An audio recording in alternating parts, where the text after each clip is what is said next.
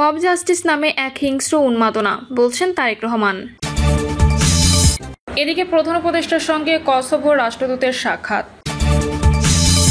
জানাবো ইরানি ক্ষেপণাস্ত্র হামলার পর পাল্টা জবাবের হুমকি, তেহরানে হামলার নির্দেশ প্রতিরক্ষামন্ত্রীর। নেতানিয়াহু বিশ্বাসঘাতকতা করেছেন, বললেন ট্রাম্প। এবং সর্বশেষ জানাবো দীর্ঘ লড়াইয়ের পর ন্যায্যভাবে অধিকার ফিরে পেয়েছি, বলছেন গোলাম পরওয়ার। শুনছিলেন সংবাদ শিরোনাম, এবারে বিস্তারিত। মব জাস্টিস নামে এক হিংস্র উন্মাদনা, বলছেন তারেক রহমান। গণতান্ত্রিক সমাজে মানুষের সার্বিক অধিকার নিশ্চিত হয় বলে মন্তব্য করেছেন বিএনপির ভারপ্রাপ্ত চেয়ারম্যান তারেক রহমান। তিনি আরও বলেছেন, মব জাস্টিস নামে এক হিংস্র উন্মাদনা মানবতার শত্রু হয়ে দাঁড়িয়েছে। বিবৃতিতে তারেক রহমান বলেন, নির্যাতিতদের সমর্থনে জাতিসংঘ ঘোষিত আন্তর্জাতিক দিবসটি অত্যন্ত গুরুত্বপূর্ণ। এ দিবসটির তাৎপর্য অপরিসীম। প্রতি বছর ২৬শে জুন জাতিসংঘ ঘোষিত আন্তর্জাতিক এই দিবস পালিত হয়। এই দিবসটি নির্যাতনের শিকার ব্যক্তিদের প্রতি শ্রদ্ধা ও সংহতি জানানোর জন্য পালিত হয়। তারেক রহমান বলেন, দ্বিতীয় বিশ্বযুদ্ধের অব্যাহতির পরে অধীনে জাতিগুলো ক্রমান্বয়ে স্বাধীনতা অর্জন করলেও সারা বিশ্বে সহিংসতার সংঘাত বন্ধ হয়নি। রক্ত উন্মাদনা যেন দেশে দেশে এক ভয়ঙ্কর হানাহানি ও রক্তারক্তিকে অব্যাহত রেখেছে। এ কারণে বিশ্বের অসংখ্য মানুষ নিহত ও আহত হয়ে পঙ্গুত্ব বরণ করেছে। বিভিন্ন রাষ্ট্রের স্বৈরাচারী শাসক গোষ্ঠী তাদের বিরোধীদের ওপর সীমাহীন ক্রোধে ভয়ানক দমনপীড়ন চালিয়ে যাচ্ছে। সেই সব দেশে নাগরিকদের জীবন ও সম্পদ মারাত্মক হুমকির মুখে। একনায়কদের দুর্দণ্ড প্রতাপে বিরোধী মতের মানুষদের গুম, খুন সহ মিথ্যা মামলায় এক অবর্ণনীয় বন্দি জীবন কাটাতে হয় বছরের পর বছর। বাংলাদেশে প্রায় ১৬ বছর ধরে চলেছে গণতন্ত্রকে বন্দী করে ভয়াবহ আওয়ামী ফ্যাসিবাদী দুঃশাসন। বিএনপির ভারপ্রাপ্ত চেয়ারম্যান বলেন, আওয়ামী ফ্যাসিবাদী আমলে বাংলাদেশকে সর্বগ্রাসী রাষ্ট্রে পরিণত করা হয়েছিল। মত প্রকাশের স্বাধীনতা সহ সব ধরনের নাগরিক স্বাধীনতাকে হরণ করা হয়েছিল। সংবাদপত্রের স্বাধীনতা নানা কালাকানুন দ্বারা ছিল শৃঙ্খলে বন্দী। এদেশের গণতন্ত্রের প্রতীক বিএনপি চেয়ারপারসন দেশনেত্রী বেগম খালেদা জিয়াকে মিথ্যা মামলায় অন্যায়ভাবে সাজা দিয়ে বন্দী করে রাখা হয়েছিল। চিকিৎসাধীন মুমূর্ষু দেশনেত্রীর সুচিকিৎসাকেও বর্বর আওয়ামী সরকার নির্দয়ভাবে বাধা প্রদান করেছিল। গোটা দেশটাই ছিল বাকরুদ্ধ, ভীতি ও শঙ্কার মধ্যে আবদ্ধ। মব প্রসঙ্গে তিনি বলেন, এখন মব জাস্টিস নামে এক হিংস্র উন্মাদনা মানবতার শত্রু হয়ে দাঁড়িয়েছে। এটি গণতান্ত্রিক সংস্কৃতি গড়ে তোলার পরিবেশকে বিপন্ন করবে। আর যেন একমাত্রিক রাষ্ট্রের পুনঃপ্রবর্তন না হয়, সেজন্য গণতন্ত্রকে গতিশীল ও এর ধারাবাহিকতা অব্যাহত রাখতে হবে। মানবতা, ন্যায় বিচার, আইনের শাসন এবং অবাধ ও সুষ্ঠু নির্বাচনের সুমহান ঐতিহ্য আমাদের গড়ে তুলতে হবে। সেজন্য গণতান্ত্রিক শক্তির অটুট ঐক্য বজায় রাখা অতীব জরুরি। প্রধান উপদেষ্টার সঙ্গে কসোভোর রাষ্ট্রদূতের সাক্ষাৎ। বাংলাদেশে নিযুক্ত কসোভো প্রজাতন্ত্রের রাষ্ট্রদূত লিলজিম প্লানা ঢাকায় রাষ্ট্রীয় অতিথি ভবন যমুনায় বাংলাদেশ সরকারের প্রধান উপদেষ্টা অধ্যাপক মোহাম্মদ ইউনূসের সঙ্গে সৌজন্য সাক্ষাৎ করেছেন। বাংলাদেশে জুলাই অভ্যুত্থান এর চেতনার প্রতি শ্রদ্ধা জানিয়ে তিনি কসোভোর জনগণের স্বাধীনতা, শান্তি ও জাতীয় সার্বভৌমত্বের প্রতি দৃঢ় অঙ্গীকারের প্রশংসা করেন। জবাবে রাষ্ট্রদূত প্লানা কসোভোকে একটি স্বাধীন ও সার্বভৌমত্ব রাষ্ট্র হিসেবে স্বীকৃতি দেওয়ার ক্ষেত্রে অকুণ্ঠ সমর্থনের জন্য বাংলাদেশ সরকার ও জনগণের প্রতি আন্তরিক কৃতজ্ঞতা প্রকাশ করেন। রাষ্ট্রদূত ১৯৯০-এর দশকের শেষ দিকে সশস্ত্র সংঘাতের পর কসোভোর জনগণের জীবন পুনর্গঠনে গ্রামীণ কসোভোর অবদানকে স্মরণ করেন। তিনি বলেন, আমরা বাংলাদেশকে একটি মূল্যবান অংশীদার হিসেবে বিবেচনা করি এবং আমি আপনার ব্যক্তিগত অঙ্গীকারের জন্য শ্রদ্ধা জানাতে চাই। আপনার গ্রামীণ ট্রাস্টের উদ্যোগ আমাদের জাতির জন্য এক বিশাল সহায়তা ছিল। স্বাধীনতা ও উন্নয়নে বাংলাদেশ আমাদের গুরুত্বপূর্ণ অংশীদার। যুদ্ধোত্তর সময়ে কসোভোতে বাংলাদেশের জাতিসংঘ শান্তিরক্ষীদের অবদান ও সহায়তার জন্য আমি কৃতজ্ঞতা প্রকাশ করছি। ১৯৯৯ সালে প্রতিষ্ঠিত গ্রামীণ কসোভো বর্তমান কসোভোর শীর্ষস্থানীয় ক্ষুদ্র ঋণ সংস্থা, যা দেশের ২০টি পৌরসভা ও ২১৯টি গ্রামে কাজ করছে, যেখানে ৯৭% ঋণ গ্রহীতা নারী। বাংলাদেশের গ্রামীণ ট্রাস্ট এই ক্ষুদ্র ঋণ প্রকল্পের বাস্তবায়নকারী প্রতিষ্ঠাতা। কঠিন সেই সময়ের কথা স্মরণ করে প্রধান উপদেষ্টা বলেন, এটি আমাদের জন্য একটি দারুণ অভিজ্ঞতা ছিল। যখন আমরা সেখানে পৌঁছাই তখন সবকিছু ধ্বংসপ্রাপ্ত ছিল। পুরুষরা তখনও ফিরে আসেনি, কোনো মুদ্রা ছিল না, ব্যাংকিং ব্যবস্থা ছিল না। তখন আমরা শূন্য থেকে সেখানে গ্রামীণ ব্যাংকের কাজ শুরু করি। আলোচনায় দ্বিপক্ষীয় সম্পর্ক আরও গভীর করার দিকেও গুরুত্ব দেওয়া হয়, বিশেষ করে বাণিজ্য ও অর্থনৈতিক সহযোগিতার সম্প্রসারণের উপর।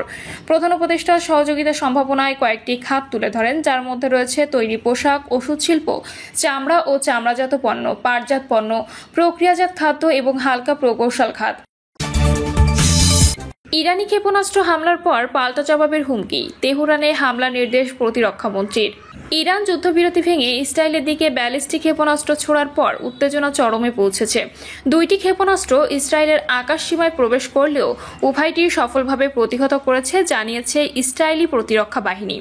এই ঘটনার পরপরই প্রতিক্রিয়া জানিয়ে ইসরায়েলের প্রতিরক্ষা মন্ত্রী ইসরায়েল কাটজ বলেছেন, যুদ্ধবিরতি লঙ্ঘনের জন্য ইরানকে কঠোর জবাব দিতে আইডিএফকে নির্দেশ দেওয়া হয়েছে।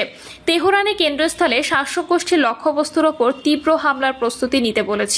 এদিকে ইরান যুদ্ধবিরতি লঙ্ঘন করে ইসরায়েলের উত্তরাঞ্চলের দিকে একটি ব্যালিস্টিক ক্ষেপণাস্ত্র ছোড়ার পর তেহরানের বিরুদ্ধে পাল্টা জবাবের আহ্বান জানিয়েছেন দেশটির আইন প্রণেতারা।